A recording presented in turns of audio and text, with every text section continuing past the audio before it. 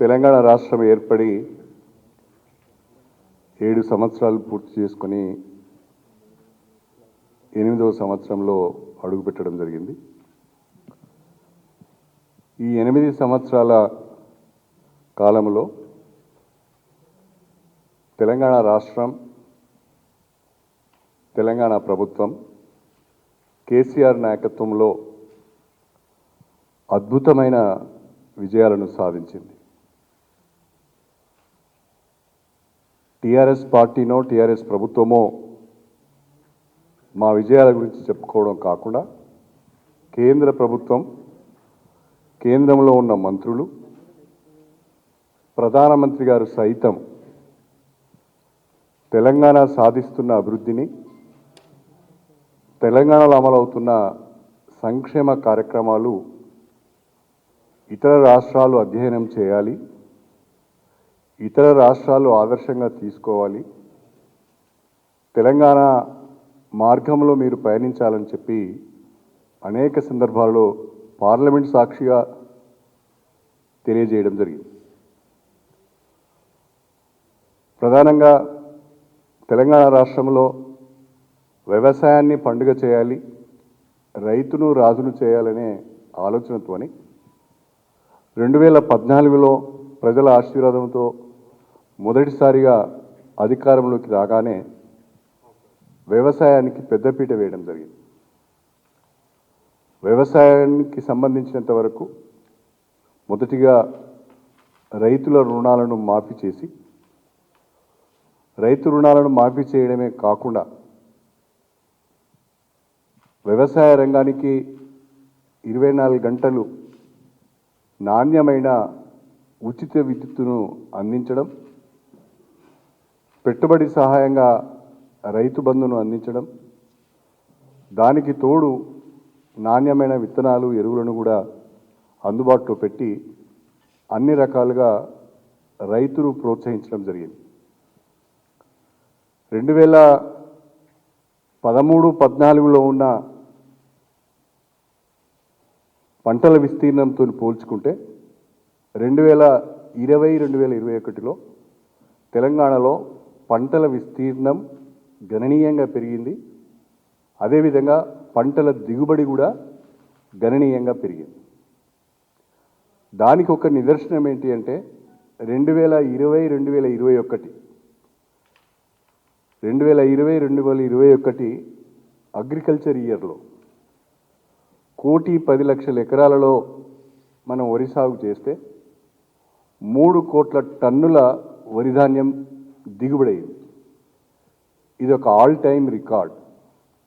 దేశంలోనే వ్యవసాయ రంగంలో ఇంత అద్భుతమైన ప్రగతి ఈ 7 సంవత్సరాల కాలంలో ఏ రాష్ట్రం కూడా సాధించలేదు. ఇది ఒక అద్భుతమైన విజయంగా, ఒక రికార్డుగా చెప్పుకోవాల్సిన అవసరం ఉన్నది. అంతేకాకుండా ఇవాళ 24 గంటల ఉచిత విద్యుత్తు వ్యవసాయ రంగానికి ఇస్తున్నాము అంటే సాలీనా 10,000 కోట్ల రూపాయలు సబ్సిడీ రూపంలో మనము డిస్కామ్లకు చెల్లిస్తున్నాం. ఆసరా పెన్షన్ల పైన ఒక 10,000 కోట్ల రూపాయలు ఖర్చు పెడుతున్నాం. రైతు బంధు పైన సాలీనా 14,000 కోట్ల రూపాయలు ఖర్చు పెడుతున్నాం. ఇది కాకుండా ఇవాళ రైతు బీమా కావచ్చు, లేదా కళ్యాణ లక్ష్మి కావచ్చు, కేసీఆర్ కిట్ కావచ్చు, ఫీ రీంబర్స్మెంట్ కావచ్చు, ఇండస్ట్రియల్ సబ్సిడీ కావచ్చు, వీటన్నిటిని కలుపుకొని సంక్షేమ రంగం పైన 50,000 కోట్ల రూపాయలు ఖర్చు చేస్తున్న ప్రభుత్వం తెలంగాణ ప్రభుత్వం.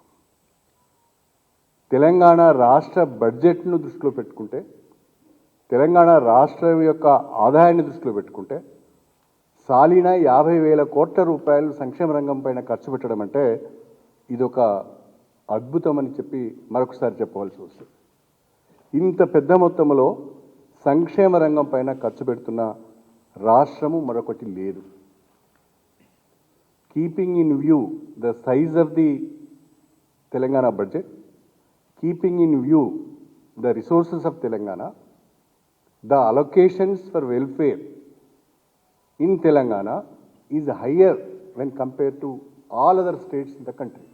ఇది ఒక గొప్ప విషయంగా నేను ఈ సందర్భంగా తెలియజేస్తున్నాను. రైతు బంధు ప్రవేశపెట్టాలంటే సాహసం చేయాలి. అదేవిధంగా దళిత బంధు కూడా ప్రవేశపెట్టాలంటే సాహసం చేయవలసిన అవసరం ఉన్నది. ఆ సాహసోపేతమైన నిర్ణయాలు, ఆ విప్లవాత్మకమైన నిర్ణయాలు ఒక కేసీఆర్ గారు మాత్రమే తీసుకోగలుగుతారు అనేది జగమెరిగిన సత్యం. ఈ 8 సంవత్సరాల కాలంలో కేంద్రమే అనేక సందర్భాలలో, అనేక విషయాలలో, ఇవాళ మిషన్ భగీరథ విషయంలో కానీ, లేదా మిషన్ కాకతీయ విషయంలో కానీ, పల్లె ప్రగతి పట్టణ ప్రగతి విషయంలో కానీ, ఇంకా అనేక విషయాలలో, విద్యుత్ వినియోగం విషయంలో కానీ తెలంగాణ మిగతా అన్ని రాష్ట్రాల కంటే బాగా పెర్ఫామ్ చేస్తున్నది అని చెప్పి స్పష్టంగా ఆయా శాఖలకు సంబంధించిన మంత్రులే అనేక సందర్భాలలో పార్లమెంట్లో చెప్పడం జరిగింది. ఇంత బ్రహ్మాండమైన అభివృద్ధిని సాధిస్తున్న తెలంగాణకు సహకరించవలసిన కేంద్ర ప్రభుత్వం, ఇంత అద్భుతమైన ప్రగతిలో ముందుకు దూసుకువెళ్తున్న తెలంగాణకు సహకరించవలసిన రాష్ట్ర బీజేపీ నాయకులు అభివృద్ధిని అడ్డుకునే ప్రయత్నం, సంక్షేమ పథకాలకు మోకాలడ్డే ప్రయత్నం చేస్తున్నదే తప్ప తెలంగాణకు ఒరగబెట్టింది ఏమీ లేదు. ఈ 8 సంవత్సరాల కాలంలో లేదా ఈ 7.5 సంవత్సరాల కాలంలో కేంద్రంలోని నరేంద్ర మోడీ ప్రభుత్వం కానీ, రాష్ట్రంలో ఉన్న భారతీయ జనతా పార్టీ నాయకులకు కానీ తెలంగాణ ప్రజలకు ఇచ్చిన విభజన హామీలను కూడా నిలబెట్టుకోలేకపోయారు. కనీసము తెలంగాణకు ఒక జాతీయ ప్రాజెక్టు తీసుకురాలేకపోయారు. విభజన హామీలో పొందుపరిచిన రైల్వే కోచ్ ఫ్యాక్టరీ గురించి మాట్లాడలేకపోయారు. లేదా బయ్యారంలో ఒక స్టీల్ ఫ్యాక్టరీ గురించి మాట్లాడలేకపోయారు. వరంగల్లో ఒక గిరిజన విశ్వవిద్యాలయం గురించి మాట్లాడలేకపోయారు. అదనంగా ఏమి ఇచ్చారని, అదనంగా ఏమి తెచ్చారని మీరు మిడిసి పడుతున్నారో మాకు అర్థం కావడం లేదు. రాజ్యాంగబద్ధంగా రావాల్సిన నిధులు మాత్రమే తెలంగాణకు వస్తున్నాయి తప్ప, ఫైనాన్స్ కమిషన్ చెప్పిన ప్రకారమే నిధులు తెలంగాణకు వస్తున్నాయి తప్ప, రాష్ట్రంలో ఉన్న బీజేపీ నాయకులు మీరు అదనంగా తెచ్చింది ఏంటి, అదనంగా ఇచ్చింది ఏంటి అని అడుగుతున్నారు. ఎగిరెగిరి పడుతున్నారు, ఎందుకు అర్థం కావడం లేదు. నేను బండి సంజయ్ గారిని, కిషన్ రెడ్డి గారిని అడుగుతున్నాను. ఇతర రాష్ట్రాలకు అనేక సెంట్రల్ ఇన్స్టిట్యూషన్స్ని ఇచ్చారు, సెంట్రల్ ఎడ్యుకేషనల్ ఇన్స్టిట్యూషన్స్ని ఇచ్చారు. తెలంగాణకు మీ పలుకుబడిని ఉపయోగించి ఒక్క సెంట్రల్ ఎడ్యుకేషనల్ ఇన్స్టిట్యూషన్ తెచ్చారా? పోనీ కాళేశ్వరం ప్రాజెక్టుకు ఒక జాతీయ హోదా తెచ్చారా? లేదు. కనీసం గిరిజన విశ్వవిద్యాలయాన్ని త్వరగా ప్రారంభించే విధంగా మీరు చర్యలు తీసుకున్నారని అడుగుతున్నారు. మరి ఎందుకు ఎగిరిపడుతున్నారు? మీరు దేన్ని చూసుకుని ఎగిరిపడుతున్నారు? ఏం చేశామని ఎగిరిపడుతున్నారు? ఆలోచించుకోమని నేను కోరుతున్నా. ఇంకా విచిత్రం ఏంటంటే ముఖ్యమంత్రిని విమర్శించే సమయంలో సభ్యతను మరుస్తున్నారు, స్థాయిని మరుస్తున్నారు. ఏకవచనం, నువ్వు అని ఏకవచనంతో మాట్లాడతారు, బిడ్డ అని సంబోధిస్తారు. ఎవరో ఒక ఆయన నిన్న పిరికి పందా అని కూడా మాట్లాడుతున్నాడు. అంటే అర్థం ఏంటి? మిమ్మల్ని రూమ్లేసి కొట్టి, లేకుంటే మీ మీద కేసులు పెట్టి మిమ్మల్ని ఆగమాగం చేస్తే గొప్పవాడు అన్నట్ట. మీరు ఏది మాట్లాడితే అది మాట్లాడటానికి అవకాశం ఇస్తే పిరికి పంది అన్నట్టు. ఇది మనము రాజకీయాలలో ఈ రకమైన పదజాలం, అందులో ప్రజాస్వామ్యబద్ధంగా ప్రజల ద్వారా ఎన్నికైన ఒక ముఖ్యమంత్రి పైన, ఒక ప్రధానమంత్రి పైన మాట్లాడవలసిన భాష కాదు. కాబట్టి ఎవరైనా సమయంతో మాట్లాడాలి, అంశాల వారీగా విమర్శలు చేయాలి, సిద్ధాంతపరంగా విమర్శలు చేయాలి, రాజకీయంగా తప్పొప్పులను ఎత్తి చూపాలి తప్ప, రాజకీయ పార్టీగా ఈ రాష్ట్రంలో మీరు కూడా ఉన్నారు కాబట్టి ఈ రాష్ట్ర అభివృద్ధిలో మీరు కూడా భాగస్వాములు కావాలని మేము కోరుతున్నాం. అది చేయడం లేదు. ఆ ఒక్కటి తప్ప మిగతా ఆయన చేస్తున్నారు. ఇది చాలా దుర్మార్గం అని చెప్పి ఈ సందర్భంగా తెలియజేస్తాం. ఇవాళ కేంద్రంలో 2014లోనే ఎన్డీఏ ప్రభుత్వం వచ్చింది. నరేంద్ర మోడీ గారి నాయకత్వంలో బీజేపీ ప్రభుత్వం అధికారంలోకి వచ్చి 7.5 సంవత్సరాలు అయింది. ఏమి సాధించారు మీరు? ఏమి సాధించారని మీరు గొప్పగా చెప్పుకుంటున్నారు? ఇవాళ స్వాతంత్రం వచ్చిన కొత్తలో ఆనాడున్న పెద్దలు భారతదేశ పారిశ్రామిక అభివృద్ధిని దృష్టిలో పెట్టుకొని నెలకొల్పిన ప్రభుత్వ రంగ సంస్థలన్నింటినీ అమ్మేస్తున్నారు. ప్రభుత్వ రంగ సంస్థలలో కేంద్ర ప్రభుత్వం యొక్క షేర్స్ అన్ని అమ్మేసుకుంటున్నారు. అన్నింటినీ ప్రైవేట్ పరం చేస్తున్నారు. బడా పారిశ్రామికవేత్తలకు వాటిని కట్టబెడుతున్నారు. కార్పొరేట్ శక్తులకు మీరు ఒత్తాసు పలుకుతున్నారు. ఈ సంవత్సరం 2021-22 ఫైనాన్షియల్ ఇయర్కి సంబంధించి నిర్మలా సీతారామన్ గారు పార్లమెంట్లో ప్రవేశపెట్టిన బడ్జెట్లో 1,75,000 కోట్ల రూపాయలను డిస్ఇన్వెస్ట్మెంట్ ద్వారా సేకరించాలని నిర్ణయం తీసుకున్నారు. అంటే ఈ 1,75,000 కోట్లు వేటినేమి సేకరించాలనుకుంటున్నారు? బ్యాంకులను నాశనం చేస్తారు, ప్రభుత్వ రంగ సంస్థలను నాశనం చేస్తారు, ఇన్సూరెన్స్ కంపెనీలను నాశనం చేస్తారు. ఏమి ఉద్ధరించారని మీరు 1,75,000 కోట్ల రూపాయలు మీరు డిస్ఇన్వెస్ట్మెంట్ ద్వారా సేకరించాలని బడ్జెట్లో పొందుపరిచి ఈ 7.5 సంవత్సరాల కాలంలో నాన్ పర్ఫార్మింగ్ అసెట్స్ కింద బడా పారిశ్రామికవేత్తలు బ్యాంకుల నుంచి తీసుకున్న 1,000 కోట్ల రూపాయలను మీరు మాఫీ చేస్తారు. 7.5 సంవత్సరాల కాలంలో నరేంద్ర మోడీ ప్రభుత్వం 10,80,000 కోట్ల రూపాయల రుణాలను మాఫీ చేసింది. ఇది మామూలు మాట కాదు. సాలీనా 1,50,000 కోట్ల రూపాయలు రుణాలను మాఫీ చేసినట్టు లెక్క. నాన్ పెర్ఫార్మింగ్ అసెట్స్ కింద వచ్చే రోజులలో 20 లక్షల కోట్ల రూపాయల వరకు రుణాలను మాఫీ చేయబోతున్నట్టుగా కూడా ఒక అంచనా ఉన్నది. ఇప్పటి వరకు 10,80,000 కోట్ల పారిశ్రామికవేత్తల అప్పులను ఎగ్గొట్టిపోయిన బడా పారిశ్రామికవేత్తల రుణాలను మాఫీ చేశారు. పేదవాని రుణాలను, రైతు రుణాలను మాఫీ చేయడానికి మాత్రం మీకు మనస్సు రాదు. ఇంకా రాబోయే రోజుల్లో మరొక 10 లక్షల కోట్ల రుణాలను మాఫీ చేయబోతున్నారు. ఇది ఒక ప్రణాళికగా పెట్టుకొని మీరు ముందుకు వెళ్తున్నారు. ఇదేనా మీరు సాధించిన ప్రగతి? ఇదేనా మీరు సాధించిన అభివృద్ధి? ప్రభుత్వ రంగ సంస్థలను తెగనమ్మి బడా పారిశ్రామికవేత్తలు ఎగ్గొట్టిన అప్పులన్నింటినీ కూడా మాఫీ చేసి, బ్యాంకులను లూటీ చేసి, ఇన్సూరెన్స్ కంపెనీలను మూతవేసి, అన్ని ప్రభుత్వ రంగ సంస్థలను తెగనమ్మడమే మీరు సాధించే ప్రగతి అని చెప్పి అడగవలసి వస్తున్నారు. ఇంకా అన్నిటికంటే విచిత్రమైన విషయం ఏంటంటే 2-3 నివేదికలు నా దగ్గర ఉన్నాయి. 2-3 నివేదికలు నా దగ్గర ఉన్నాయి. అందులో ఒక మొట్టమొదటి రిపోర్ట్ ఏంటి అంటే, నేను ఆ రోజు ప్లీనరీ సమావేశంలో కూడా చెప్పాను. ఒక మొట్టమొదటిది ఇది ఏంటంటే గ్లోబల్ హంగర్ ఇండెక్స్ అని ఒక నివేదిక వచ్చింది. ప్రపంచవ్యాప్తంగా వివిధ దేశాలలో ఆహార కొరత ఏ రకంగా ఉంది అని వాళ్ళు సర్వే చేసి ఒక రిపోర్ట్ ఇచ్చారు. ఆ రిపోర్ట్లో మనం 101 స్థానంలో ఉన్నాం. 116 దేశాలలో సర్వే చేస్తే మనం 101 స్థానంలో ఉన్నాం. మన చుట్టూ ఉన్న దేశాల కంటే దిగువన ఉన్నాం. మనకంటే శ్రీలంక బాగుంది, మనకంటే బంగ్లాదేశ్ బాగుంది, మనకంటే నేపాల్ బాగుంది, మనకంటే పాకిస్తాన్ కూడా బాగుంది. మనం 101 స్థానంలో ఉన్నాం. ఇప్పటికి కూడా భారతదేశంలో 14% మంది ప్రజలకు ఆహారం అందుబాటులో లేదు. మరి ఏం చేస్తున్నారు మీరు? ఇంకా విచిత్రమైన విషయం ఏంటంటే ఈ 7 సంవత్సరాల కాలంలో ఈ గ్లోబల్ హంగర్ ఇండెక్స్లో మన దేశం స్థానం ఇంకా దిగజారిపోయింది. అంటే నరేంద్ర మోడీ ప్రగతిని సాధించినట్ట, దేశాన్ని ఆగం చేసినట్ట, పేద ప్రజలను ఆగం చేసినట్ట మనం ఆలోచించాలి.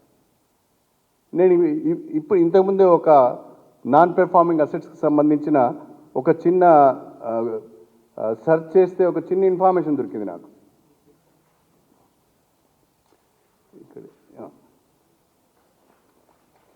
సెర్చ్ చేస్తే ఒక చిన్న ఇన్ఫర్మేషన్ దొరికింది. ఈ నాన్ పర్ఫార్మింగ్ అసెట్స్కి సంబంధించి దీంట్లో ఇంకొక ఇన్ఫర్మేషన్ కూడా ఏముంది అంటే, భారతదేశంలో అసమానతలు ఏ రకంగా పెరిగిపోతున్నాయి, ఇన్ఈక్వాలిటీస్, భారతదేశంలో ఇన్ఈక్వాలిటీస్ ఏ రకంగా పెరిగిపోతున్నాయి అనేది కూడా ఒక ఇన్ఫర్మేషన్ ఉంది. దాంట్లో విచిత్రం ఏంటి అంటే, ఒక 10% జనాభా చేతిలోనే 57% సంపద ఉన్నది. 10% జనాభా చేతిలో 57% భారతదేశ సంపద ఉన్నది. 1% జనాభా చేతిలో 22% భారతదేశ సంపద ఉన్నది. అంటే అసమానతలు ఏ రకంగా పెరుగుతున్నాయంటే ధనికులు అవుతున్నారు, పేదవాడు మరింత పేదవాడు అవుతున్నాడు. ఇది మీకు అర్థం కావడం లేదా? ఇది వరల్డ్ ఇన్ఈక్వాలిటీస్ ల్యాబ్ అని ఒక సంస్థ ఉంటుంది. ఆ సంస్థ ఇచ్చిన నివేదిక ఇది. దీంట్లో కూడా ఇతర దేశాలతో పోల్చినప్పుడు, మన చుట్టూ ఉన్న దేశాలతో పోల్చినప్పుడు, మనతో పాటు స్వాతంత్రం సాధించిన దేశాలతో పోల్చుకున్నప్పుడు అసమానతల పెరుగుదలలో మనం ఇతర దేశాల కంటే బాగా వెనుకబడి ఉన్నాం. వాళ్ళ అసమానతలను ఆ గ్యాప్ను వాళ్ళు బ్రిడ్జ్ చేసుకుంటూ వస్తున్నారు. వాళ్ళ అసమానతలను తగ్గించుకుంటూ వచ్చారు. మన పరిపాలన, మన ప్రభుత్వం, మన కేంద్ర ప్రభుత్వం యొక్క పనితీరు వల్ల మన దేశంలో అసమానతలు విపరీతంగా పెరిగిపోయినాయి.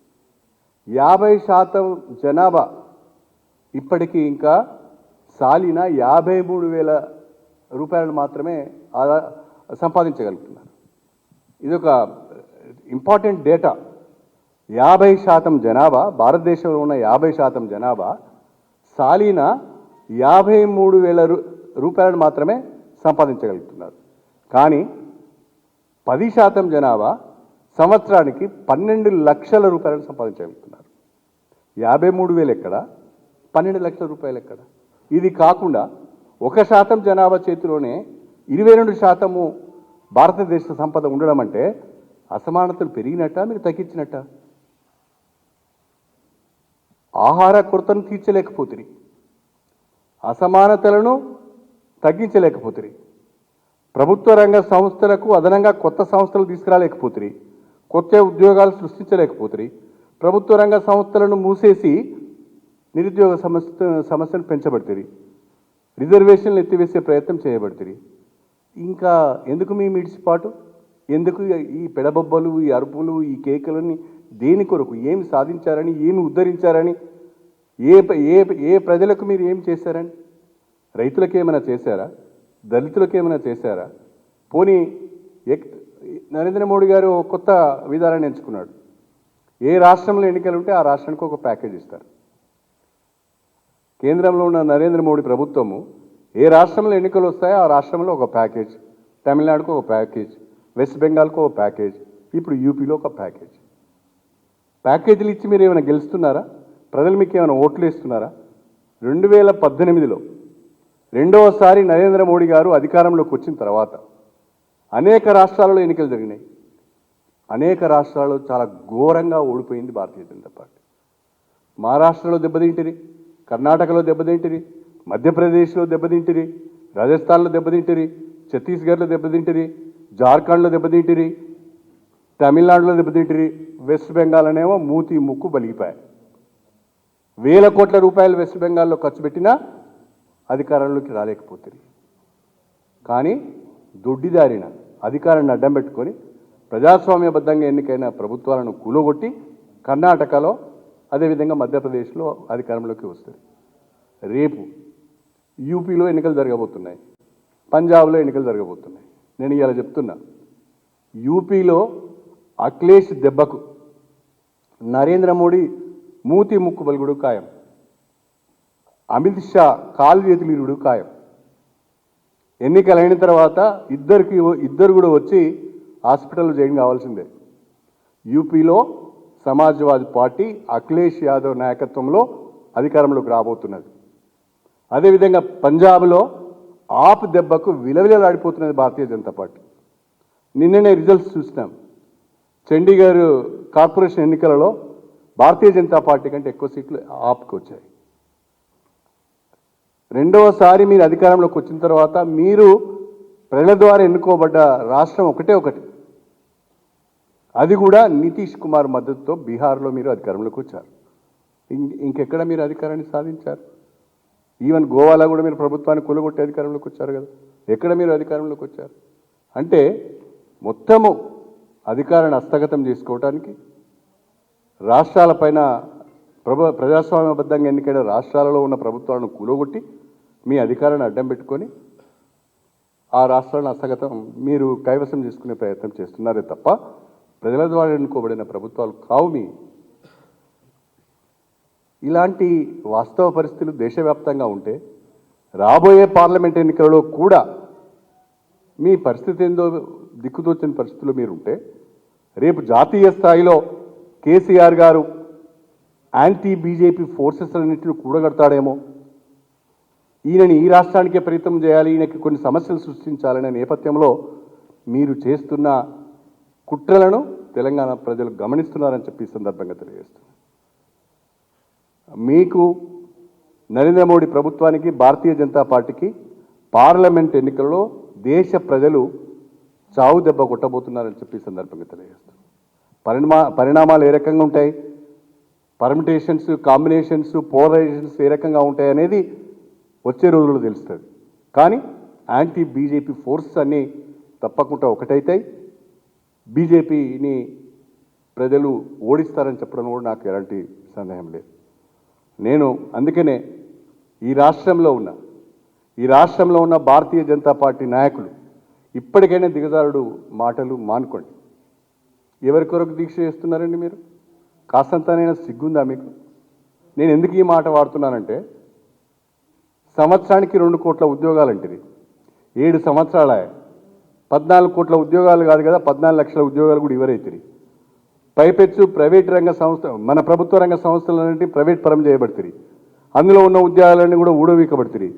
ఇంకా మరి ఏ ముఖం పెట్టుకొని మీరు దీక్ష చేస్తున్నారు? మీకు సిగ్గనిపించడం లేదా?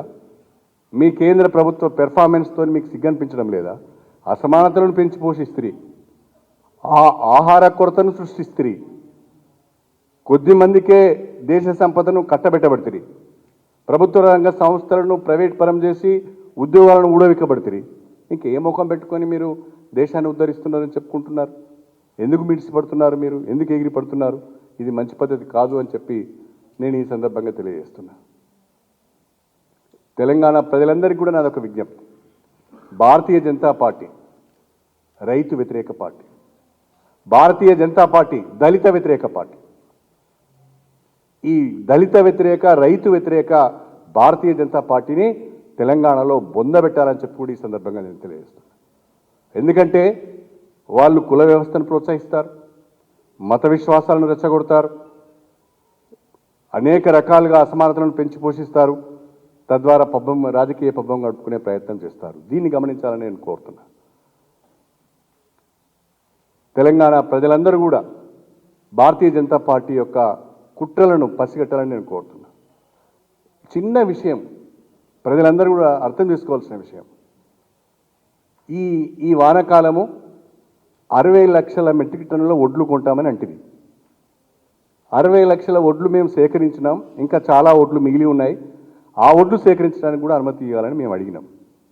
అడిగితే పార్లమెంట్లో పీయూష్ గోయల్ గారు ఏమన్నారు, ఇక్కడ మన కిషన్ రెడ్డి మంత్రి గారు ఏం చెప్పారు, బండి సంజయ్ గారు ఏం చెప్పారు, వానాకాలంలో రైతు పండించిన ప్రతి వడ్ల గింజ చివరి గింజ వరకు కొంటామన్నారు. మరి ఏమైంది? గదే కదా మేము అడుగుతున్నది. అయ్యా, ఈ వానాకాలంలో రైతులు పండించిన పంట 60 లక్షల మెట్రిక్ టన్నుల కంటే వరిధాన్యం ఎక్కువ దిగుబడి వస్తున్నది. 60 లక్షలకు మించి కూడా వచ్చే ఆ వడ్లను కూడా మీరు కొనుగోలు చేయమని మేము అడుగుతున్నాం. దానికే కదా ఢిల్లీకి వెళ్ళింది. దానిపైన కూడా ఒక స్పష్టత ఇవ్వరైతుంది. దానికే కదా ముఖ్యమంత్రి గారు లేఖ రాసింది. ముఖ్యమంత్రి లేఖ పైన కూడా ఒక స్పష్టత ఇవ్వరైతుంది. అనేక సందర్భాలలో కేంద్ర ప్రభుత్వానికి, కేంద్రంలో ఉన్న మంత్రి గారికి, అధికారులకు అందరికీ అన్ని రకాలుగా వివరించి చెప్పినా ఇక్కడ వరి సాగు అంత లేదని, అంత దిగుబడి తెలంగాణలో రావడం లేదని ప్రభుత్వాన్ని అనుమానిస్తుంది, రైతులను అవమానిస్తుంది. కానీ ఇప్పుడు ఒడ్లు ఐకేపీ సెంటర్లో ఉన్నాయి, మేము సేకరిస్తున్నాం, ఎంత వస్తుందో మీకు తెలుసు, ఆ మిగిలింది కూడా మేము తీసుకుంటామని ఒక్క మాట చెప్పలేకపోతున్నారు. ఒక్క మాట పీయూష్ గోయల్తో చెప్పించలేకపోతున్నారు. అంటే మీరు ఏమైనా చేతనైన చావ ఉన్న మనుషులేనా, లేకుంటే పనికిరాని దద్దమ్మల సన్నాసుల ఈ కిషన్ రెడ్డి గారు, ఈ బండి సంజయ్ గారు నిరూపించుకోవాల్సిన అవసరం ఉన్నది. మేము ఈ మాట అనడంలో తప్పు లేదని నేను అనుకుంటున్నా. మేము ఎక్కువ ఏం కోరడం లేదు.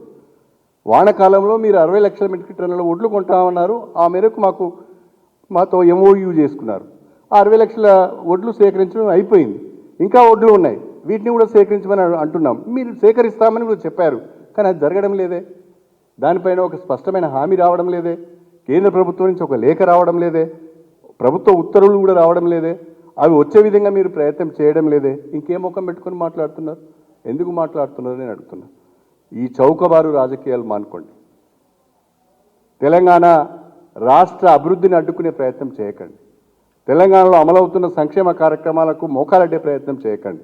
మీకు చేతనైతే ప్రాజెక్టులు తీసుకురండి, మీకు చేతనైతే అదనంగా నిధులు తీసుకురండి, తీసుకువచ్చి తెలంగాణ ప్రజల యొక్క మన్నలను పొంది మీ పార్టీని పెంచుకోండి. కానీ ఈ రకంగా రాష్ట్రాన్ని ఇబ్బంది పెడుతూ అభివృద్ధిని అడ్డుకుంటూ సంక్షేమ కార్యక్రమాలకు మోకాలు అడ్డుతూ ముందుకు వెళ్తే తెలంగాణ ప్రజలు మీకు తప్పకుండా గుణపాఠం చెప్తారని చెప్పి ఈ సందర్భంగా నేను తెలియజేస్తున్నాను.